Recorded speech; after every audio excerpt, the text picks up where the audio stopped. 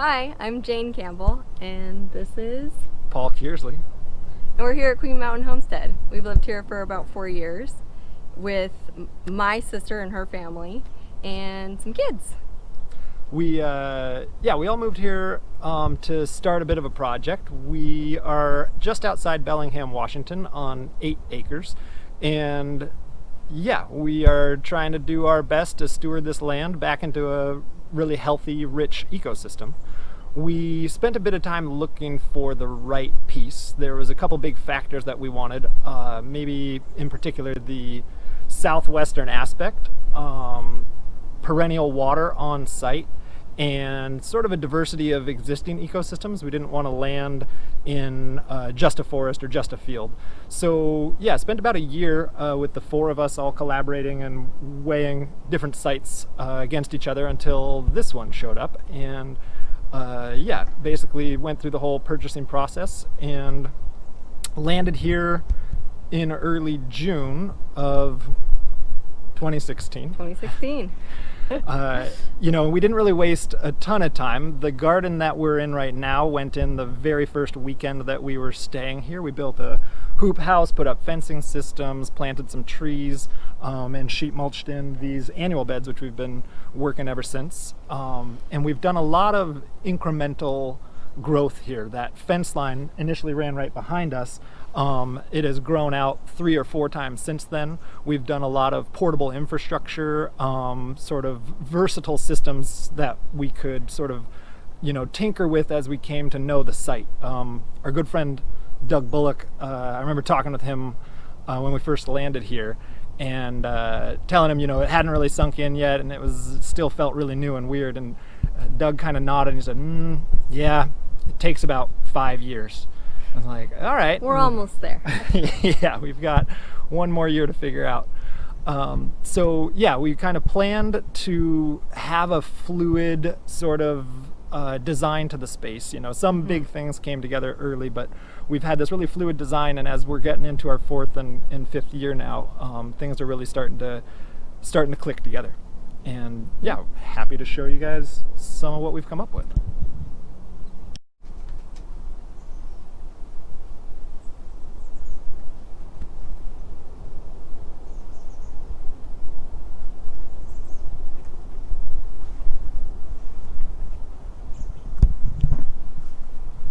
When we first moved here, this was all just knee-high grass, and we started with a little garden, and it stayed true to what we first put in, which is a lot of fresh eating food, kale and herbs, and beautiful things, cut flowers all around, and then some snack fruit too. So we've kept raspberries up here, although most of our raspberries are down below in what has become our storage crop area, which is zone 2 and 3 down below. So we've got squash and dry beans and a lot of potatoes down there. In our zone 1 garden, we also have a lot of ornamental plants, beautiful flowers, fun, interesting, different shapes of brassicas and kales, like this little weird Italian spindly one. And some of it's for the diversity and sort of the stability associated with that, and then also some of it's just for looks. And a mentor of ours, Yuriko Bullock, said the soul also needs to feed. And so in this zone 1 garden, we spend a lot of time just kind of hanging out, and it's really important to us that we have fun, interesting things to kind of entertain us and nourish our connection with the space. So where I'm standing is a bit of a transition between our kitchen garden, zone 1, up above, and down below we have our bulk crops. But in between we had this steep slope.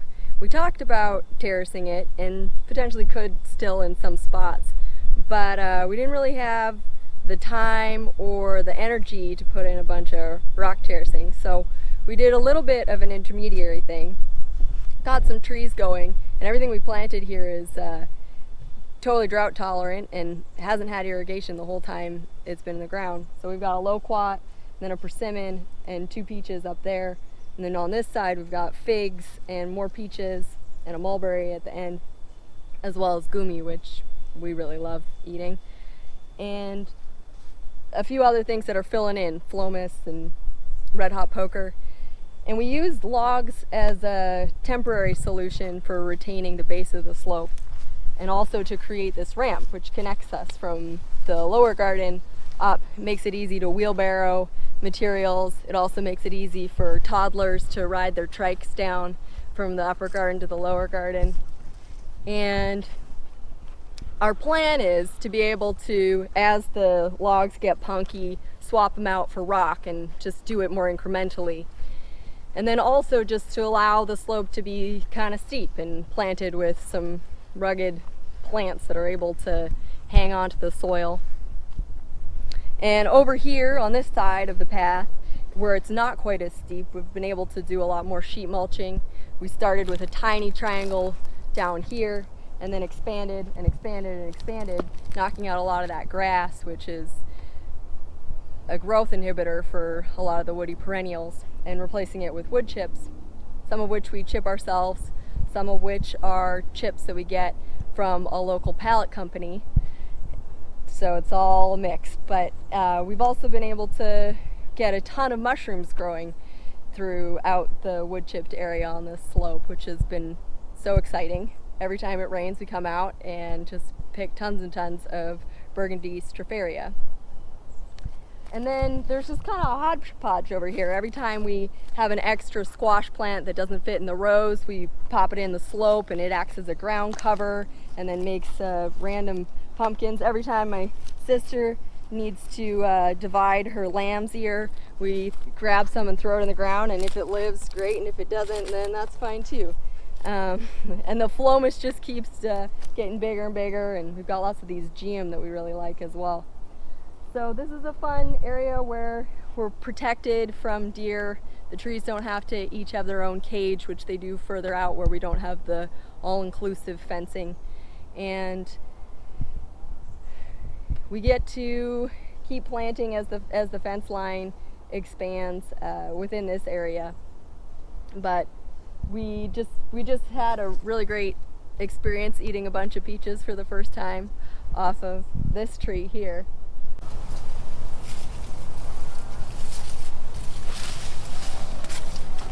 Down in one of my favorite spots on the farm, the bean tunnel. It's dry beans. They're runners, so they get tall, and we use a mix of rebar and just giant bamboo, because obviously the rebar is expensive and the bamboo is very cheap, but the rebar helps with the sail factor. These beans just create a massive wall that the wind can pick up and blow over. So learned the hard way on a couple poles, and reinforced now with lots of rebar, and then the bamboo's fun because it gets extra tall. This is what they look like. It's a variety from Yuriko Bullock on Orcas Island, originally from Japan, and it's called Kogamame. It is a scarlet runner relative. And then next to us, I am growing a bush bean as well called the Marfax, which is a much smaller but also very handsome bean. And we're down here in the Zone 3 garden. We got a bunch of bell peppers, or forgive me, they're not bell peppers, they're bull's horn peppers, and they're very sweet, and they're growing in the hoop house down here. And we got squash next door. We can take a peek. So here are those squash that Jane was talking about, and we're growing a couple of different varieties here, all winter squash that we like to store, small enough to work with, and yeah, just some tasty varieties like the varieties of kabocha and some pie pumpkin and such. The interesting thing about the squash patch, though, is how it kind of fits into that incremental growth of the site that we've been talking about. This squash patch last year was sheet mulched and held all of our nursery stock. The nursery stock overwinters in giant piles of manure, which get, piled up against the pots to insulate them through the cold. And then come springtime, we have all of this excess manure in the nursery. And so if you come this way, I can show you, that excess manure gets broken down, spread out, sheet mulch, planted with squash, and then transitions into other annual staple crop or zone 2 production. And then as far as the nursery system goes, this is where we are now, and in probably 2 months, in October or so, we'll bring in a bunch of manure and we will insulate all of these pots with the notion that the fence line is going to expand. This will turn into production area, and all of that manure that was insulating the plants will just be reintegrated back into the soil. So we've got this fun kind of process of growth and expansion of the garden that involves holding nursery, transitioning into really heavy feeders like squash, and then once all of that initial nutrient breaks down, transitioning into something like beans or potatoes or sometimes perennials or onions and other such things. So here we are at what we call the bone gate, and we're not above a little bit of woo-woo here. These are the bones of various animals who we've known and loved, and this helps deter animal entry into the garden, and plus kind of adds a fun, maybe fun, whimsical aesthetic to the site. But more importantly, we've got this fencing system which we've sort of stumbled into over the years working on this land. Like I said, we've used a very incremental system of growth and kind of being able to assess what we can accomplish or what we can take on in a year, and then maybe stay in that stasis for another season in order to kind of understand the maintenance associated with it. And then when we're comfortable and feel like things are established, then we can continue expansion. So for that system, we've been using what's known as critter fence. This is a really heavy-duty black plastic fence. For the most part, it's very invisible. It's pretty, it blends in really well. You just kind of tend to look right through it rather than looking at it. And this critter fence system comes at about $1 a roll, and if you factor in the 12-foot T-stakes, we've fenced off probably, I think, 800 linear feet of fencing for about $2 a foot. We harvested some heavy posts from some old trees on the site, and yeah, the big important piece about this fence though is that it's really effective yet not permanent. And so at various different stages in the past 4 years, the fence has moved.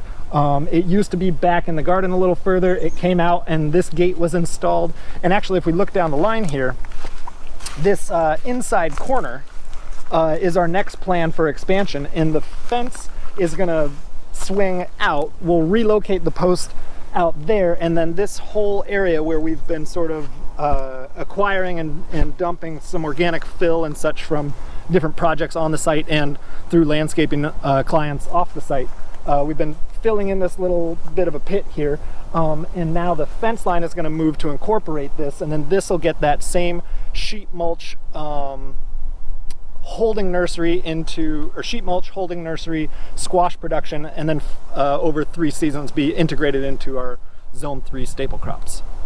So I learned at the Bullock's Homestead, primarily from Sam Bullock, how to do some deer caging. Trees can just get annihilated by deer so quick, and so going the extra mile to keep them off is very important at the outset. Here we have what is called welded remesh. You can pick it up at any Lowe's in your region, and it is a little bit stronger than a lot of the caging that is common to most people. Each joint here is welded, so that's a little bit stronger, and it's used in foundations, but we've repurposed it for tree caging. And then on the top we have a browse protection from deer noses that like to stick in and get whatever greenery they can. So this is chicken wire. In other places we've used other materials, scrap that we had, finer mesh. But the chicken wire is very nice, works well, it's easy to wrap. And then we have J-clips, which are pretty common for pet enclosures, bunnies. Any bunny keeper will know a J-clip. We have to keep our cages on the ground because in the winter we range our pigs along the orchard rows. This is our sacrifice area, if you've come across that term. You have to have an area where you can keep it well mulched to take care of wet conditions and make sure you don't have the livestock in a lot of mud. So we move our pigs along, they do a bunch of weeding all winter long. Anything that's grown up, they take it out, and then we mulch with wood chips behind them.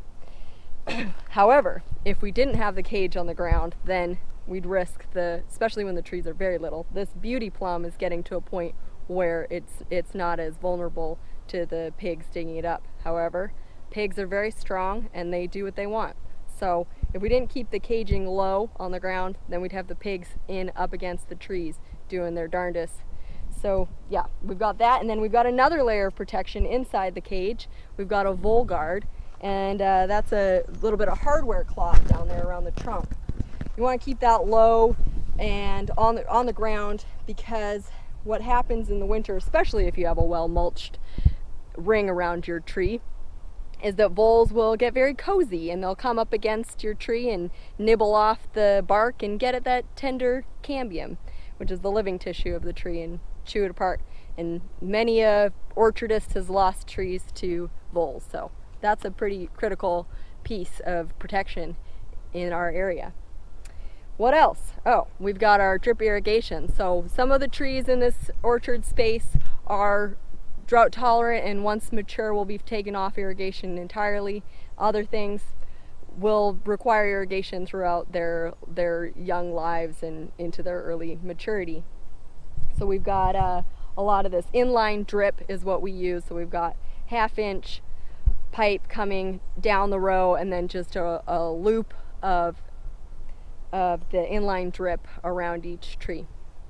So out here, getting into zone 3, 3.5, and actually zone 4's just over there, we're working on getting our orchard established. Like we said, we've only been here for 4 years. This was all a hay field. Our vision is sort of a diverse collection of different fruit trees: figs, peaches, pears, plums, apples, and so on. But in order to get those established, there's going to be a number of years, and there's going to be a lot of space before those trees are fully occupying this zone. So in the meantime, we've got a couple different strategies out here that have been working out really well. As you can see, we've got kind of a bit of a mess out here. We're far enough away that things can get a little shabby, but you can see that we're growing a squash, kind of rambling over this trellis. It looks like a delicata or something similar. We've got beans climbing around. There's probably some potatoes in there, and also quite a bit of sunchokes. We've actually come to really love the sunchoke for a couple of reasons.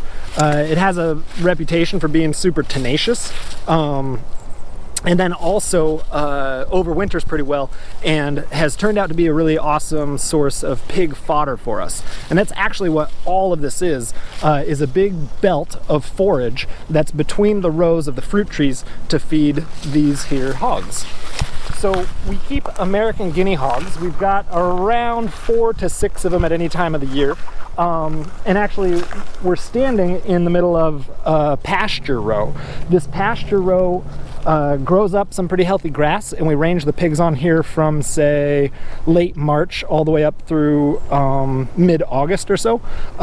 And we rotate them around in a few different paddocks, and yeah, they just, the pasture pig, or the American guinea hog is a pasture pig, so they can graze on grass, and we basically stop feeding them for about 4 or 5 months of the year. Then, when we run out of pasture, we need somewhere to hold the pigs so that they aren't disturbing the pasture too much. We're learning how to maintain a healthy space, maintain a healthy, productive pasture, which is sort of its own discipline in and of itself.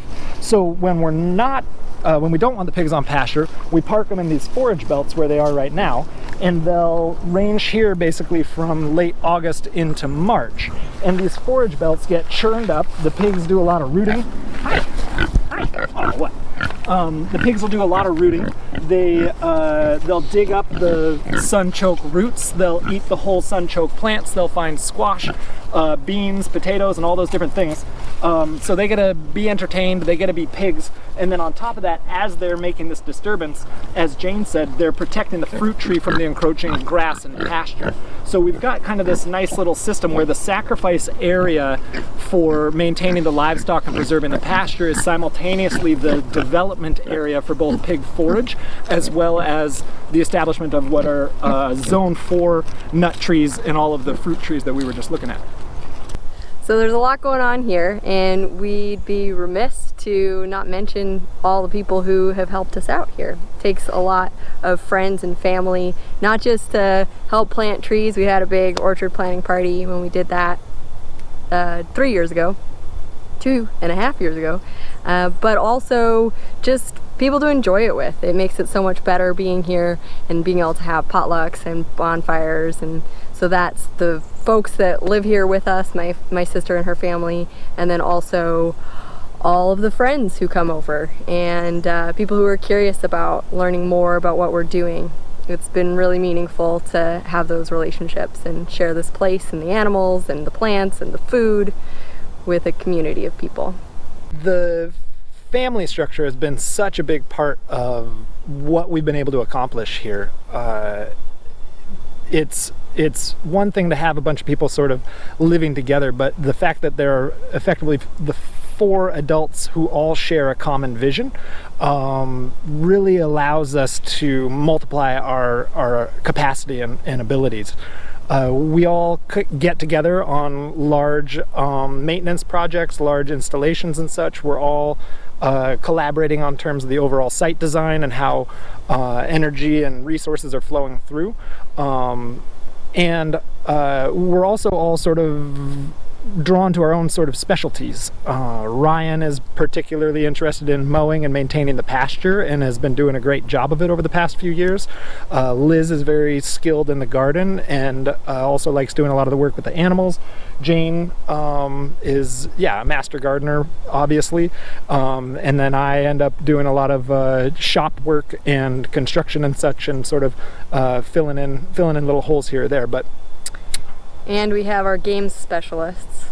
If we didn't have the kids, we'd probably get too serious and burnt out. So it's very important to have some children on site who force us to have little pickup soccer games. And there's been a lot of Foursquare recently on the driveway. And a grandma and grandpa nearby who are able to mind our toddler and hang out with the kids and so on. And it's, I think, something that really often gets looked over, and Jane said it well earlier, we can have all of the technical aspects and all of the design features all really well laid out on paper, and we can have the different technologies and we have the different biology and genetics and everything like that, but a really important part is those invisible structures and the social relationships, and it's very challenging and hard work, and at the same time it is the most rewarding when we really start to collaborate and see what we are co-creating. And we've just walked through all of that, and thanks for spending the time and checking it out. Hope that you learned something, and if you're in the Bellingham area, give us a ring, Mountain Homestead, and good luck with all your projects. Have fun.